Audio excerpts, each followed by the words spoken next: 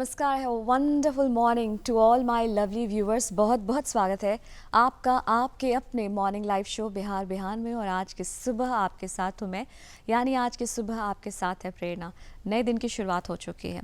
अमूमन ज़ाहिर तौर पर आज और कल यानी शनिवार और रविवार के दिन हम थोड़े से अन्य दिनों की तुलना में इत्मीनान की मुद्रा में होते हैं। तो चलिए आपके इसी मिजाज में हम थोड़ा और इजाफा करते हुए आपको थोड़ा और इत्मीनान देते हैं अपने कार्यक्रम के ज़रिए। जी हाँ, हालांकि मौसम में भी बदलाव आ चुका है, हल्की फुल्की ठंड हम सभी महसूस कर रहे हैं। तो चलिए इस मौसम का लुत्फ़ उठाते हुए और अपने कार्यक्रम का लुत्फ़ उठाते हुए कार्यक्रम का आगाज़ करते हैं। और दिन की जब हम शुरुआत करते हैं तो हमारी ये कोशिश होती है कि हम आपके साथ कुछ बेहतर साझा करें। तो आइए सबसे पहले हम आपके साथ एक बड़े फिलोसफर रहे, एक प्रखर व्यक्तित्व श्री विनोबा भावे जी, उनकी कथन के साथ, उनकी पंक्तियों के साथ, उनके अनमोल वचन के साथ आज के दिन की शुरुआत करते हैं।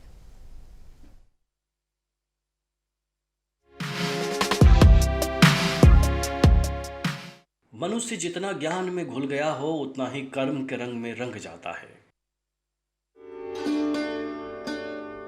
के आज हमारे साथ हमारे कार्यक्रम में बातचीत के लिए मौजूद हैं श्री अखिलेश कुमार पांडे जी। आप निदेशक बिहार भारतीय विशिष्ट पहचान प्राधिकरण में हैं। सर, आपका स्वागत करना चाहूँगी हमारे कार्यक्रम बिहार बिहान में।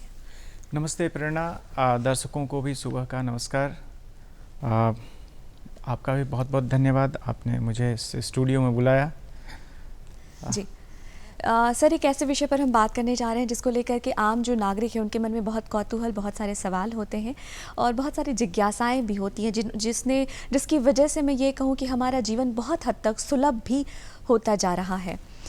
विशिष्ट पहचान पत्र की अगर हम बात करें तो पहचान संबंधी जानकारी या प्रमाणीकरण रिकॉर्ड की सुरक्षा को सुनिश्चित करना भारतीय विशिष्ट पहचान प्राधिकरण का एक इसके लिए सतत प्रयासरत है। लेकिन इतने बड़े डाटा को मैनेज कर पाना ये इस विभाग के लिए कितना चुनौतीपूर्ण है या ये कैसा अनुभव है, क्या बताना चाहेंगे इस बारे में? निश्चय ही 100 करोड़ से ऊपर के लोगों की जिनका सबका जो डाटा है, डेमोग्राफिक डाटा, बायोमेट्रिक्स डाटा, सबका यूनिक है, अलग है। किसी का भी डाटा किसी से मैच नहीं कर सकता। तो 100 करोड़ से अधिक लोगों का डाटा मेंटेन करना और उसे जब ज़रूरत हो उसको ऑथेंटिकेट करना, ये निश्चय ही एक बहुत बड़ा काम है। और इसके लिए हमारी जो तकनीकी टीम है, जो हमारे वैज्ञानिक हैं, जो हमारा टेक सेंटर बेंगलुरु है, वहाँ पे जितने लोग कार्यरत हैं जिन्होंने पहले इस सिस्टम को स्ट्रीमलाइन किया, निश्चय ही वे सभी धन्यवाद के पात्र हैं कि इतने बड़े डाटा को एकदम से अलग अलग करके रखना। और जब कभी भी आप पूछें कि ये वाला थंब किसका है तो हम बता देंगे कि ये इनका है with in fraction of second. तो इतनी बड़ी तकनीक को इतने सुचारू ढंग से चलाने के लिए निश्चय ही हमारी जो तकनीकी टीम है वो धन्यवाद की पात्र है। और हम इसकी सुरक्षा को सुनिश्चित करते हैं। इतने सारे प्रावधान हैं, बहुत सारे टेक्निकल टर्मिनोलॉजी है जिसका उपयोग मैं उचित नहीं समझता यहाँ पे करना। लेकिन मैं इतना ज़रूर आश्वस्त करना चाहता हूँ हमारे सभी दर्शकों को कि उनका जो भी डाटा हमारे पास है वो कम्प्लीटली सुरक्षित है, उसका दुरुपयोग नहीं हो सकता है। जो आम नागरिक हैं बहुत बार वो इसी संशय में रहते हैं कि वो अपने डाटा को क्यों सभी के सामने लेकर आएँ और इस वजह से उनका आधार कार्ड अभी तक ये पहचान पत्र नहीं बन पाया है। तो वैसे लोगों को आप कुछ बताना चाहेंगे, कुछ कहना चाहेंगे? एक तो ऐसा है कि जो हमारे पास डाटा है या जो कहें कि सरकार के पास जो डाटा है उसके अनुसार से ऐसा कोई भी व्यक्ति नहीं है जिसका आधार हम नहीं बना सके हैं। अगर तब भी कोई आदमी ऐसा छुपा हुआ है कि उसका आधार अभी तक नहीं बन पाया है या वो नहीं बनवा पाया है, तो ये हम सभी का कर्तव्य है कि उसके बारे में हमें सूचित करें। हम उनके घर जाके उनका आधार बनवाएंगे और यह सुनिश्चित करेंगे कि जितनी भी सरकारी योजनाएं हैं उन सभी से वे सभी लोग आच्छादित हों। जिनका आधार बन गया है वो तो ऑलरेडी आच्छादित हैं और जिनका नहीं बना है वो सभी सरकारी योजनाओं से, सरकार की जो स्कीम्स हैं उनसे हमसे जुड़ें, सरकार से जुड़ें। जी अखिलेश जी, ये जानना चाहूँगी कि अगर जो लोग आधार नहीं बना रहे हैं या जिनका आधार नहीं बना है तो ये इनके लिए कितना नुकसानदेह हो सकता है? बहुत सारी ऐसी चीज़ें, सरकार की योजनाएं हैं। हाँ। जी, एक तो ये है कि आपके अपने लाभ की बात है कि आप एक यूनिक आईडी कैरी कर रहे हैं। जो आपका ही है, उसके जैसा आपके जैसा और कोई नहीं है। कहीं भी आप जाते हैं तो आपको विभिन्न प्रकार के आइडेंटिटी प्रूफ को देने की ज़रूरत नहीं होती, सिर्फ आधार ही पर्याप्त होता है। आप अगर सिम खरीदने जाइए तो आप अपना आधार नंबर डालिए, आपका थंब ऑथेंटिकेट होता है, आपको कोई फ़ोटो देने की ज़रूरत नहीं है, आपको कोई एड्रेस प्रूफ देने की ज़रूरत नहीं है। KYC होता है, हमारे पास जो भी डाटा होता है, डिटेल्स होता है, वो फेच कर लेता है जो टेलीकॉम कंपनीज़ है उनका सॉफ्टवेयर। तो आपका जीवन इतना आसान हो गया कि आपने सिर्फ अंगूठा लगाया, आपको कोई फ़ोटो देने की ज़रूरत नहीं है, कोई आइडेंटिटी प्रूफ देने की ज़रूरत नहीं है, और बड़े आसानी से उसी समय ऑथेंटिकेट हो गया कि जो सिम दिया जा रहा है, जिनके नाम से दिया जा रहा है, ये वही व्यक्ति हैं। तो आपका सिम भी इमीडिएटली चालू हो सकता है। तो इस तरह की कई सुविधाएं हैं जो आधार रहने पे आपको मिलती हैं। सरकारी योजनाएं हैं, कई पेंशन बेनिफिट है, और सामाजिक सरोकार की कई योजनाएं सरकार चला रही हैं, जैसे राशन कार्ड है, DBT के जितने स्कीम्स हैं उनका तो लाभ मिलता ही है। दूसरी ये चीज़ है कि अगर आप आधार बनवाते हैं तो सरकार के पास आपका डिटेल्स होता है, डाटा होता है। तो हम जो योजनाएं बनाती हैं, सरकार जो योजनाएं बनाती हैं, उसमें ये पता चलता है कि किस सेगमेंट के कितने लोग हैं और उनकी आय कितनी है, सामाजिक स्थिति क्या है, आर्थिक स्थिति क्या है। उस आधार पे जो योजनाएं बनेंगी वो अगेन फिर एक एज ए होल समाज के लिए वो लाभप्रद होंगी। आपका तो व्यक्तिगत लाभ तो है ही, आपका जीवन आसान हो रहा है, लेकिन सामाजिक लाभ भी इससे हैं। समाज के अन्य लोगों को भी आपके आधार बनवा लेने से लाभ मिलेगा। जी अखिलेश जी, ये जानना चाहूँगी आपसे कि आधार बनवाना कुछ लोगों के लिए क्यों कठिन हो पा रहा है? क्या ऐसे डॉक्यूमेंट्स चाहिए आधार बनाने के लिए? कोई व्यक्ति जिसके पास ना स्थायी पता है उसका और ना ही उसके पास कोई अन्य पहचान पत्र है, जन्म प्रमाण पत्र या कुछ भी नहीं है, तो क्या ऐसे लोगों के लिए भी संभव है, आसान है, सुलभ है विशिष्ट पहचान पत्र बनाना? हाँ, बन जाएगा, बन जाता है, बनता है, लोग बनवाते हैं। आपने कहा कि स्थायी पता का प्रमाण पत्र, हम दो तरह का प्रमाण पत्र लेते हैं। एक तो ये है कि आपके पते का कोई प्रमाण पत्र हो, आप कहीं रह रहे हैं, तो स्वाभाविक है कि अगर आप कहीं रहते हैं तो या तो आपका निवास प्रमाण पत्र बन जाए, स्थानीय जो इकाइयां हैं सरकार की वो आपका निवास का प्रमाण पत्र बना दें कि ये फलाना है और इनका निवास का स्थान ये है, तो ये आसानी से बन सकता है। अगर वो भी नहीं बन पाता है तो आप बिजली बिल देते होंगे, पानी का बिल देते होंगे, वो अगर मिल जाए तो उससे भी हम आपके निवास का प्रमाण पत्र बना दें। वो भी नहीं होता है तो आपका कोई वार्ड काउंसलर है, मुखिया है, ये लोग प्रमाणित करके दे दें कि फलाने व्यक्ति फलाने जगह पे रहते हैं, तो ये तो आवासीय हो गए। अब इससे आसान और किया नहीं जा सकता। अगर कुछ किया जा सकता है तो मैं चाहूँगा कि हमारे दर्शक आप हमें सजेस्ट करें, हम उसके अनुसार से उस प्रमाण पत्र को अपनी जो सूची है प्रमाण पत्रों की या निवास प्रमाण पत्रों की जो सूची है उसमें शामिल करेंगे। दूसरी चीज़ होती है कि आप वही व्यक्ति हैं, आपके फ़ोटो का पहचान पत्र, ये जो फ़ोटो है वो उसी व्यक्ति का है, तो इसके लिए भी कई प्रमाण पत्र हैं। एक लंबी सी सूची है जिसमें आपका एक वोटर आई कार्ड होना चाहिए, या फिर बैंक में अगर कोई अकाउंट है आपका तो बैंक अकाउंट में आपके फ़ोटो पे स्टाम्पिंग और सिग्नेचर बैंक के अधिकारियों का होना चाहिए। ऐसे बहुत सारे प्रमाण पत्र हैं। ड्राइविंग लाइसेंस हो या फिर आपका पासपोर्ट हो, तो उसमें से कोई भी एक दस्तावेज जिसमें यह साबित की हो जाए कि ये जो फ़ोटो लगा हुआ व्यक्ति है ये फलाना ही है, किसी राम सिंह ही है ये जो फ़ोटो लगा हुआ व्यक्ति का। तो ये दो प्रमाण पत्र हम मांगते हैं आधार को बनवाने के लिए। अगर इसमें से कुछ भी नहीं है तो विशेष परिस्थिति में कुछ अन्य उपाय भी हैं जो अधिकारियों के स्तर पे इसका निपटारा किया जाता है, लेकिन इसके लिए किसी स्थानीय निकाय के व्यक्ति को रेकमेंड करना होगा कि इनके पास कुछ भी नहीं है। तो जो संबंधित अधिकारी हैं उसमें से उस विषय पर निर्णय लेते हैं कि इनका आधार कैसे बने। लेकिन आधार नहीं बन रहा है क्योंकि इनके पास कोई कागज़ नहीं है, ये सही नहीं है। अगर वो वास्तव में बोनाफाइड हमारे यहाँ के रेजिडेंट हैं, भारत के निवासी हैं, तो उनका आधार बनना है। जी, आवेदन के पश्चात लगभग कितने दिनों का वक्त लगता है किसी व्यक्ति को प्राप्त करने में अपना पहचान पत्र? आवेदन ऐसा कुछ आवेदन नहीं होता है हमारे उस प्रक्रिया के तहत गुजरने के बाद जी जो हमारे रेजिडेंट होते हैं वो अपने पास के गूगल पे हमने मैपिंग किया हुआ है, या कम से कम हर प्रखंड में, हर खंड में, हर तहसील में, हर जिला मुख्यालय में हमने अपने आधार इनरोलमेंट सेंटर को खोल के रखा हुआ है। तो आप अपने ब्लॉक में चले जाएं, वहाँ पे ब्लॉक ऑफिस में ही प्रज्ञा केंद्र होता है। छोटे छोटे स्थानों में भी, उसके नीचे भी हमने पंचायत स्तर पे भी इनरोलमेंट सेंटर्स बनाए हैं, तो वहाँ आप चले जाएं। जो भी आपके पास कागज़ है, राशन कार्ड है, आपका मैट्रिक का सर्टिफिकेट है, कुछ नहीं है तो मुखिया से लिखवा के ही अगर कागज़ ले जाएं, वहाँ पे आप कागज़ को जमा करें। आपके बायोमेट्रिक डिटेल्स लिए जाते हैं, आपके थंब और बाकी की उंगलियों का निशान लिया जाता है, आपके पुतली जो होती है, आइरिस जिसको बोलते हैं, इसकी फ़ोटोग्राफी हम करते हैं, इसका डिटेल्स लेते हैं और उसके बाद उसका एक पैकेट बनाते हैं। पैकेट हम भेज देते हैं वहाँ जो इनरोलमेंट सेंटर है, वहाँ से हम भेज देते हैं बेंगलुरु को। और बेंगलुरु में कुछ प्रक्रियाएं होती हैं, उन प्रक्रियाओं को पूरा करने में कुछ समय लगता है, लेकिन किसी भी स्थिति में 60 दिन से ज़्यादा नहीं होना है।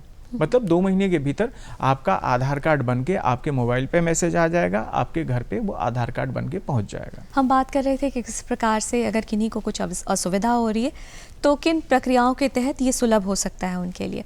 जानना चाहूँगी सर कि सरकार ने ये भी कहा है, ऐसे भी निर्देश जारी किए हैं कि हर 10 वर्ष के बाद आप अपने पहचान पत्र को अपडेट कराएं, तो इसके पीछे का क्या कारण है, कुछ बताना चाहेंगे? जैसा कि आपने देखा होगा, आप अगर 10 वर्ष पहले अगर आपने अपना आधार बनाया होगा तो आज के आपका जो चेहरा है और उस समय का जो चेहरा आधार कार्ड में अंकित है, दोनों में काफ़ी अंतर हो जाता है। इसलिए कई बार क्या होता है, पुलिस अथॉरिटीज़ या विभिन्न प्रकार की जो अधिकारी जो प्राधिकरण हैं या सरकारी संस्थाएं हैं, वो हमसे पूछती हैं कि क्या ये जो फ़ोटो लगा हुआ आधार में ये इसी व्यक्ति का है। तो मुझे लगता है कि इसका कारण यही है कि 10 वर्ष हो गए, अभी तक आपने अपना फ़ोटो अपडेट नहीं कराया है। इसके अतिरिक्त जो ये मनुष्य होता है अंगूठे में, तो ये थोड़ा घिस जाता है, तो घिसने के बाद थोड़ा सा डिशेप हो सकता है, थोड़ा सा हो सकता है। तो आप कहीं ऑथेंटिकेट करते हैं या अपना अटेंडेंस लगाते हैं तो एरर आता है। उसके पीछे भी ये कारण हो सकता है कि 10 वर्षों से आपने अपने बायोमेट्रिक डिटेल्स को अपडेट नहीं कराया है। तो इसी तरह के कई और कारण हैं कि 10 वर्षों के बाद व्यक्ति का ये सारा कुछ परिवर्तित हो जाता है। तो अगर हम अपडेट करा लेंगे तो इस तरह की असुविधाओं से बचेंगे।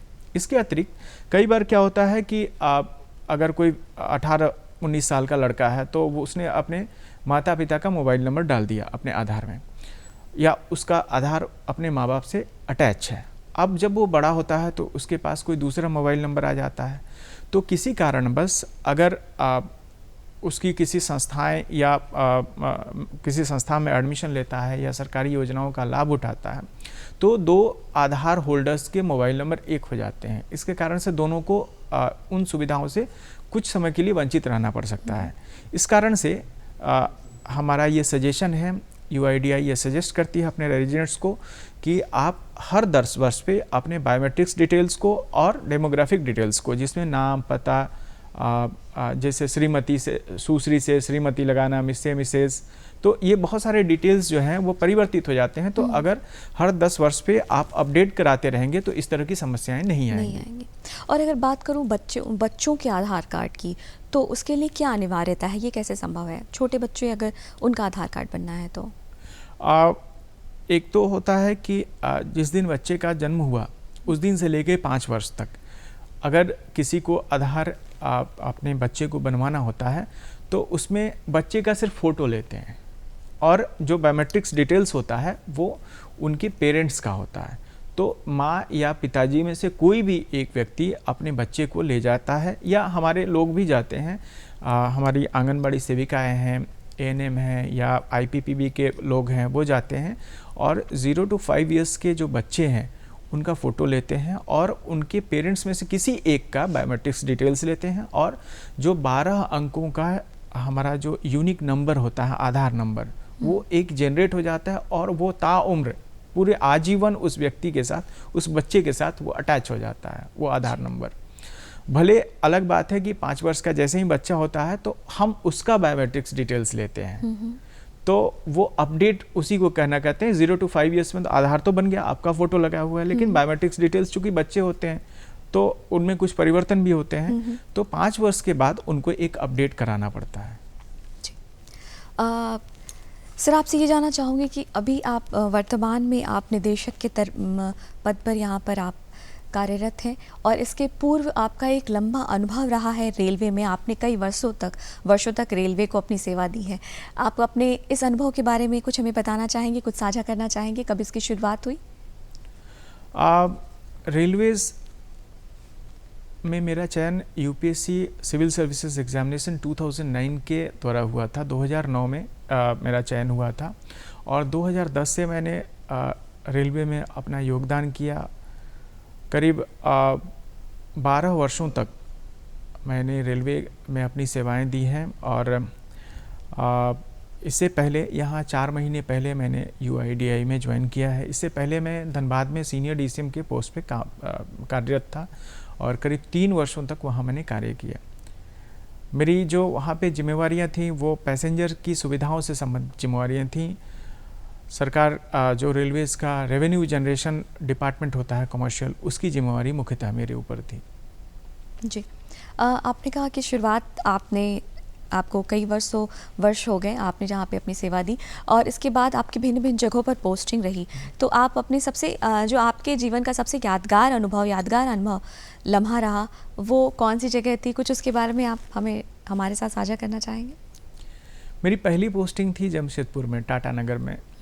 तो वहाँ पे जब मैंने ज्वाइन किया तो एक तरह से वो मेरे लिए काफ़ी चुनौती भरा पद था। वो बेसिकली वहाँ इंडिपेंडेंट पोस्टिंग होती है। सामान्यतः फर्स्ट पोस्टिंग में किसी को इंडिपेंडेंट पोस्टिंग नहीं मिलती है, किसी के साथ उसे अटैच कर दिया जाता है, किसी वरीय अधिकारी के साथ अधीनस्थ के रूप में काम करना पड़ता है। लेकिन वो मेरी एक इंडिपेंडेंट पोस्टिंग थी और वहाँ पे 2 घटनाएं एक साथ हो रही थी। एक तो टाटा स्टील का एक्सपेंशन हो रहा था। पहले टाटा स्टील 5 मिलियन टन का प्लांट था और वो 10 मिलियन टन का प्लांट बनने जा रहा था। तो उसके लॉजिस्टिक सॉल्यूशन को ढूंढना और उसके अनुसार मैनेज करना भी मेरी जिम्मेवारी थी रेलवेज़ में। और दूसरा कि जो पब्लिक रिप्रेजेंटेटिव्स होते हैं, जो हमारे पैसेंजर्स होते हैं, जो हमारे स्टाफ्स होते हैं, वो उनके साथ एक इंटरेक्शन, उनको गाइड करना, और तब जब आप खुद ही नए हों, तो एक चुनौती भरा कार्य था और उसमें बहुत कुछ सीखा। मैंने बड़ा आनंद आया। बहुत टाटा नगर बहुत ही सुंदर जगह है, कॉस्मोपॉलिटन जगह है। वहाँ दक्षिण के केरल और तमिलनाडु से लेके उत्तर के मतलब नेपाल और गोरखा लोग भी रहते हैं। तो काफ़ी कुछ सीखने को मिला। वो बड़ी अच्छी मज़ेदार पोस्टिंग थी मेरी टाटा नगर की। जी। और उसके बाद रेलवे में आपने इतने लंबे वर्षों की आपकी सेवा रही, आपका अनुभव आपके लिए बहुत ही दिलचस्प रहा और उसके बाद अभी आप वर्तमान में यहाँ कार्यरत हैं। सर, जानना चाहूँगी आपके प्रारंभिक जीवन के बारे में, आपकी प्रारंभिक शिक्षा दीक्षा के बारे में। तो उसके बारे में क्या बताना चाहेंगे? कहाँ से आपकी प्रारंभिक शिक्षा हुई? बचपन आपका कैसा था? मेरा जन्म मेरा जन्म जो है वो सीवान ज़िले में एक जगह है, रघुनाथपुर प्रखंड। तो उसी में एक कुशहरा गांव है, वहीं पे मेरा जन्म हुआ था। और जन्म के 5 वर्षों के बाद मेरे पिताजी रोहतास ज़िले में कार्यरत थे। तो वहाँ एक नासरीगंज करके जगह है। तो प्रारंभिक शिक्षा मेरी वहीं तक हुई। प्रारंभिक क्या, अप टू 10th 10वीं कक्षा तक मेरी शिक्षा दीक्षा वहीं हुई, नासरीगंज में हुई। तो एक स्कार्सिटी से भरा एक माहौल था, एक वातावरण था जिसमें मतलब सारी पुस्तकों का होना भी एक लग्जरी समझा जाता था, पढ़ने का अलग जगह होना भी एक लग्जरी समझा जाता था। इस तरह से एक अत्यंत ही साधारण वातावरण में मेरी शुरुआती शिक्षा दीक्षा और भरण पोषण हुआ। जी। काफ़ी चुनौतीपूर्ण कह सकते हैं कि आपका बचपन रहा होगा। प्रशासनिक सेवा में आना, सिविल सर्वेंट बनना, ये आपको कब इस बात का पता चला या कब आपको लगा कि आपको ये करना चाहिए? क्या किसी से प्रेरणा मिली? बिहार के वातावरण में आप भी बिहार से हैं इसलिए इस चीज़ को ज़्यादा अप्रिशिएट कर पाएंगी। बिहार के वातावरण में सिविल सर्वेंट होना एक प्रिविलेज क्लास होना समझा जाता है। शायद ये बाहर के पश्चिमी अगर राज्यों में आप जाएं, गुजरात महाराष्ट्र में, तो शायद जो बच्चे होते हैं 10वीं तक तो उनको समझ में भी नहीं आता है कि सिविल सर्वेंट्स क्या होते हैं और कलेक्टर से क्या काम पड़ता है, उसका क्या काम होता है। लेकिन बिहार में अगर आप बीडीओ हैं, सीओ हैं, इवन थानेदार हैं या कलेक्टर हैं, एसपी हैं, तो आपको बहुत एक सम्मानीय दृष्टि से देखा जाता है। तो ये हम सभी के साथ इस तरह से होता है कि कोई सरकारी अधिकारी है तो उससे सभी लोग सम्मान के साथ पेश आते हैं, उनसे सीखने की, प्रेरणा लेने की कोशिश करते हैं। तो बिहारी होने के नाते तो सभी बच्चों को ये शुरू से ही प्रेरणा मिल जाती है कि उसे कलेक्टर ही बनना है, एसपी ही बनना है। तो प्रेरणा तो समय समय पे मिलती रहती है, जन्मजात ही ये यहाँ का इनहेरेंट एक गुण कहेंगे बिहार का। लेकिन जो पहला जो आप कहें कि एक मन में बैठ जाना, उनके प्रति श्रद्धावान होना, ये एक घटना हुई हमारे, जब मैं 6वीं में 5वीं में पढ़ रहा था मुझे लगता है। तो विक्रमगंज एक सब डिवीज़न है रोहतास ज़िले में, वहाँ पे बिहार कैडर के ही एक अधिकारी हैं, चर्चित अधिकारी हैं, श्री C.K. अनिल। वहाँ पे वो SDM थे। तो जितने इंक्रोचमेंट थे, रोड पे जाम लगता था या कुछ लोगों ने अवैध रूप से अपने कुछ लकड़ी के ढेर लगा के रखे थे, लकड़ियों की कटाई करके रखा हुआ था, बालू के ढेर लगा के रखे हुए थे। तो उन्होंने एक सुबह 6 बजे आके 8 बजे तक सबको सीज करवाया, सबको वहाँ से हटवा दिया, कई लोगों के घर तोड़वा दिए। तो सुबह में शुरू में लोगों को लगा कि ये सुबह सुबह ये आदमी क्या कर दिया, बड़ा ही गंदा आदमी है, लोगों का परसेप्शन ऐसा हुआ। लेकिन 3-4 दिनों के भीतर जब पूरे शहर से जाम लगना ख़त्म हो गया, लोगों की सुविधाओं में बढ़ोतरी हुई और उस आदमी ने व्यक्तिगत रूप से सभी से संपर्क स्थापित करके अगर किसी के साथ कुछ गलती भी हुई है तो उसका निराकरण भी किया। तो इससे मेरे मन में भी ऐसा लगा कि कोई एक ऐसा आदमी हो सकता है जो गलत और सही का न्याय। और आपकी उम्र उस वक्त महज आप 5वीं या 6ठी कक्षा में होंगे। 11वीं या 11 या 12 वर्षों की रही होगी मेरी उम्र। तो मुझे लगा कि सिविल सर्वेंट्स एक ऐसे व्यक्ति होते हैं जो तत्समय निर्णय देते हैं और सबके हित में निर्णय देते हैं। किसी को खराब भी लगता है तो वो कुछ दिनों के बाद इस चीज़ को रियलाइज़ करता है कि जो निर्णय दिया गया वो सामाजिक हित में था। तो हो सकता है कि वहाँ से एक थ्रस्ट मिला हो। तो वो सबकॉन्शियस माइंड की बात है ये। बिल्कुल, कि महज 10 या 11 वर्ष का बच्चा जो इतना विवेक संपन्न हो उस वक्त ये समझ पाए कि आपके आसपास क्या चीज़ें हो रही हैं और उससे आप प्रभावित भी हुए, तो वाकई में ये बात सराहनीय ही है। जी अखिलेश जी, आपसे जानना चाहूँगी कि सिविल सर्विसेज की प्रशासनिक सेवा की तैयारी करना, आपने कहा कि 10-11 वर्ष की आयु में आपको ये लगा कि ऐसी भी कोई चीज़ होती है, ऐसी भी कोई व्यवस्था है जो गलत को गलत और सही को सही बता सकती है। लेकिन इसकी तैयारी इतनी आसान भी नहीं होती, आपको इसके लिए क्लासेस, ट्रेनिंग और ख़ुद की भी मेहनत करनी होती है। तो आपने जैसा कि कहा, जो पारिवारिक जो स्थिति थी, आर्थिक रूप से थोड़ी कमी थी, तो कैसे फिर ये सब कुछ चीज़ें संभव हो पाई? खुद से आपने मेहनत की, किसी का सहयोग मिला? 2001 के बाद जब मैं BA पार्ट 1 में था, उसके बाद मैंने कुछ अपने लिए कमाना भी शुरू कर दिया, ट्यूशन भी पढ़ाना शुरू कर दिया, तो थोड़ी बहुत कमाई हो जाती थी। उस दौरान कई छोटे मोटे काम मैंने किए भी। लेकिन 2008 में मैंने निर्णय लिया कि सिविल सर्विसेज की तैयारी करनी है। थोड़ा लेट हो गया था, ग्रेजुएशन के करीब 5 वर्षों के बाद, क्योंकि कई काम उस बीच में मैंने किए, कई नौकरियों को ज्वाइन भी किया, लेकिन किसी कारणवश उनको कंटिन्यू नहीं कर सका, उनको जारी नहीं रख सका। तो 2008 में मैंने निर्णय लिया कि मुझे सिविल सर्विसेज की तैयारी करनी है। तो उस समय मेरे पास कुछ पैसे थे, मैंने ट्यूशन पढ़ा के जमा किए थे। लेकिन याद होगा आपको कि 2008 में 2007 के दिसंबर और 2008 के जनवरी में भयानक मंदी आई थी।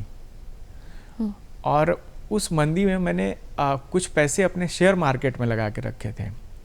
करीब मुझे लगता है कि 1.5 से 2 लाख के बीच रहे होंगे। और उसमें से आधे पैसे डूब गए शेयर मार्केट की आंधी में। तो मैं बड़ा दुखी हुआ और दुखी होकर उस दिन से निर्णय लिया कि मैं शेयर मार्केट में कभी अब पैसे नहीं लगाऊंगा, और आज तक मैं उस अपने निर्णय पे कायम हूँ।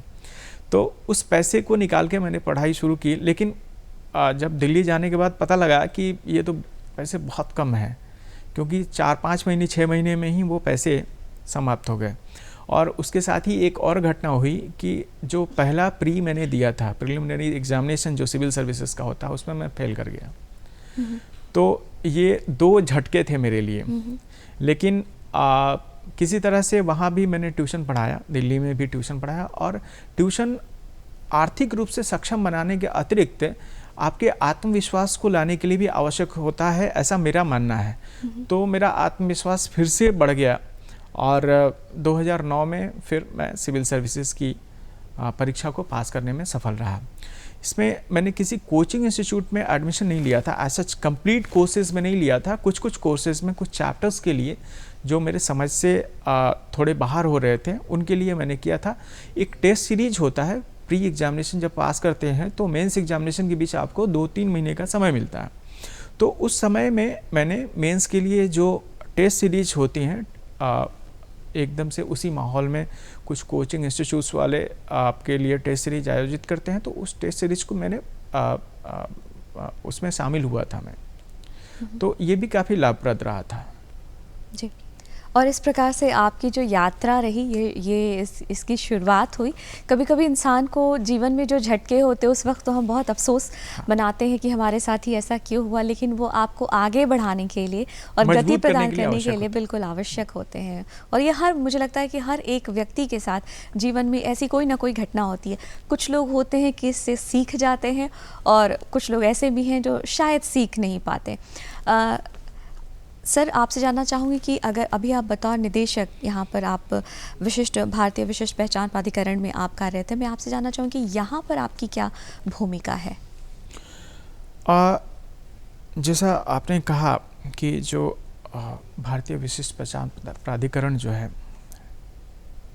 ये इसकी भूमिका एक तो है कि इनरोलमेंट और अपडेशन, जिस पे आप चर्चा कर चुके हैं, जो लोग हैं उनको आधार के दायरे में ले आना, और जो ऑलरेडी आधार बनवा चुके हैं उनकी डिटेल्स में अगर कुछ परिवर्तन होता है तो उसको अपडेट करना।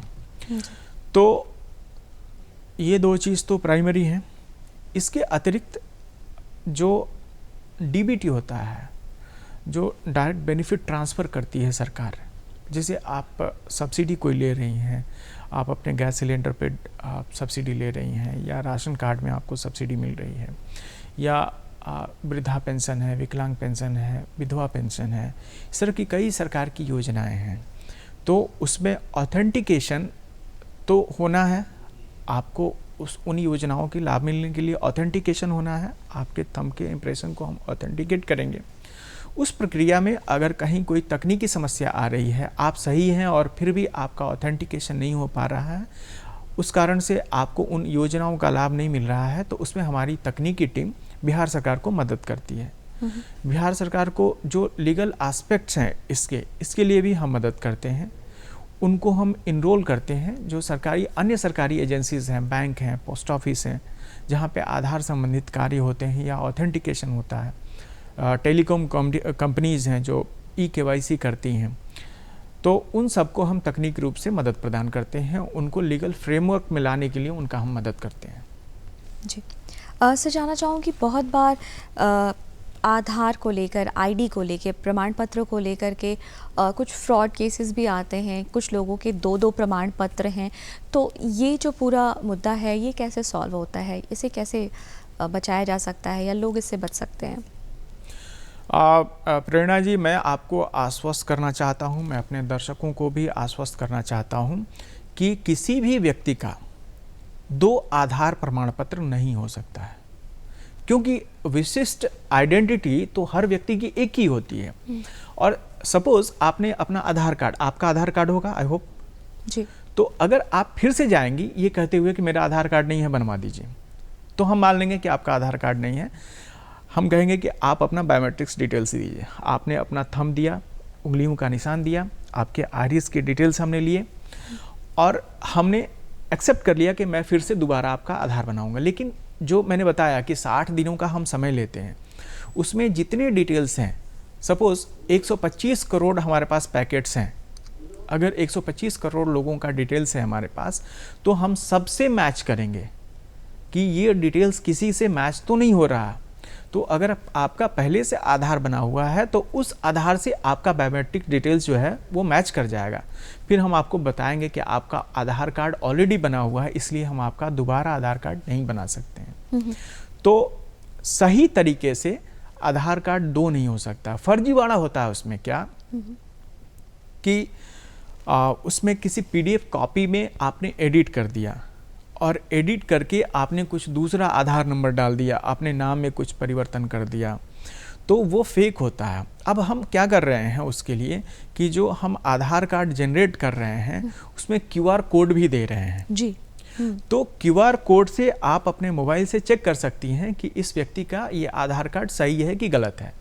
अगर वो सही है तो आप QR कोड में जैसे ही स्कैन करेंगी तो उसी तरह का आधार आपके मोबाइल में दिख जाएगा। अगर वो गलत है, क्योंकि दो आधार उसने रखा हुआ है तो एक तो गलत होगा ही, ये निश्चित ही है, इसमें कहीं कोई संदेह नहीं है। तो जो गलत वाला होगा उसे आप पकड़ लेंगी कि ये गलत आधार है। तो अब QR कोड के आ जाने से कोई भी व्यक्ति इस बात को सुनिश्चित कर सकता है कि अगर कोई व्यक्ति एक से अधिक आधार कार्ड रखे हुए है तो वो कौन वाला गलत है। तो इसका पता हम आसानी से लगा सकते हैं। जी, इसका बिल्कुल आसानी से पता लगाया जाता है। तो बहुत सारे ऐसे असामाजिक तत्व हैं जो इस फिराक में रहते हैं कि वो किसी ऐसी अनैतिक घटना को अंजाम दे और जिसके तहत उन्हें आवश्यक है आधार, उनका पहचान पत्र, और वो ऐसी कोशिशें करते हैं, लेकिन ऐसी कोशिशें करना कहीं ना कहीं विफल भी उनकी साबित होंगी, सिद्ध होंगी। सर, ये जानना चाहूँगी कि जितनी भी आपने बताया कितना बड़ा डाटाबेस है, इसको मैनेज करना बहुत मुश्किल है, तो कभी आपके लिए ये कभी आपको ऐसी समस्या का सामना करना पड़ा है कि ये नहीं हो पा रहा है, ये थोड़ा सा असंभव सा प्रतीत हो रहा है, इतनी बड़ी आबादी है भारत की, और उसमें कभी आपके लिए ऐसा कुछ रहा अनुभव? देखिए, मैं मूलतः जो प्रशासनिक कार्य होते हैं मैं उनसे जुड़ा हुआ हूँ। जो तकनीकी टीम है हमारी, मैं फिर से ये चीज़ कहना चाहूँगा कि वो विश्व की सर्वश्रेष्ठ टीम्स में से एक है। जो हमारी टीम टेक सेंटर जिसे हम बोलते हैं, tech centre of UIDI Bengaluru, वो वहाँ की जो टीम है जो पूरे डाटा को मैनेज करती है, वो विश्व की सर्वश्रेष्ठ टीम्स में से एक है। और विश्व के करीब 20 से अधिक देशों में वो जाके ट्रेनिंग भी दे रही है। आपको मैं फिर से बताना चाहूँगा कि हमारे पास जितने लोगों का, जितने हमारे नागरिक हैं, उनका जो डिटेल्स है उसका 10% भी, किसी भी देश में उसका 10% भी बायोमेट्रिक डिटेल नहीं है किसी भी देश के पास। आज जो विश्व के दो सबसे बड़े देशों में से अगर हम लेंगे, यूनाइटेड स्टेट ऑफ अमेरिका और चाइना, इन दोनों देशों के पास अपना कोई यूनिक आइडेंटिफिकेशन का सिस्टम नहीं है। US में तो वोटर कार्ड भी नहीं है, शायद आपको पता होगा कि उनके पास कोई इस तरह का पहचान पत्र नहीं होता, वोटर कार्ड्स नहीं होते, यूनिक ID तो खैर बहुत दूर की बात है। सेम चीज़ चाइना में है। तो उस हिसाब से आप देखेंगे तो हमारा डाटा विश्व के जितने आप कहेंगे संपन्न देश हैं, तकनीकी रूप से सक्षम देश हैं, उनसे हम बहुत आगे हैं। जी सर, आप जाते जाते मैं चाहूँगी कि हमारे दर्शकों को कुछ आप संदेश दें ताकि वो अपने पहचान पत्र को लेकर के सजग रहें। आधार के संबंध में तो हमारे दर्शक करीब करीब सभी चीज़ों से परिचित हैं, लेकिन एक अनुरोध मैं ज़रूर करना चाहूँगा कि हमारा जो सिस्टम है, हमारा जो आपके जो बायोमेट्रिक्स डिटेल्स हैं और डेमोग्राफिक डिटेल्स हैं, उनका जो हम संचय करते हैं, उनका जो हम संचयन करते हैं, वो पूर्णतः सुरक्षित है। एक अनुरोध भी मैं करना चाहूँगा अपने दर्शकों से कि प्रत्येक 10 वर्ष पे आप अपने जो डिटेल्स हैं उसको ज़रूर अपडेट कराएं, अपने नाम, गांव, पते, मोबाइल नंबर, और जो आपका थंब होता है, आपके जो मिनिशिया होते हैं, हाथ के डिटेल्स होते हैं, आपके आइरिश होते हैं, इनका भी आप ज़रूर अपडेशन कराएं ताकि किसी तरह की सामाजिक जो है अवरोध पैदा ना हो और सरकारी योजनाओं के लाभ लेने में आपको कहीं भी कोई समस्या ना हो। अखिलेश जी, आप हमारे कार्यक्रम में आए, आपने अपना कीमती वक्त दिया, बहुत सारी जानकारी, महत्वपूर्ण जानकारी हमारे साथ साझा की, इसके लिए आपका बहुत बहुत धन्यवाद। धन्यवाद, दर्शकों का भी धन्यवाद। तो हमारी बातचीत हुई हमारे आज के ख़ास मेहमान से, और अब वक्त तो चला आपको अलविदा कहने का, लेकिन जाने के पूर्व हमारा आपसे ये दरख्वास्त होती है हमारी कि आप अपने ख़त हम तक पहुंचा सके। और इसके लिए आपको नोट करना होता है हमारा पता। तो फटाफट उठाएं कागज़ और कलम, नोट करें हमारा पता। हमारा पता है निदेशक कार्यक्रम बिहार बिहान, दूरदर्शन केंद्र पटना, फ्रेजर रोड 800001। हमारा ईमेल एड्रेस है director@ddkpatna@gmail.com।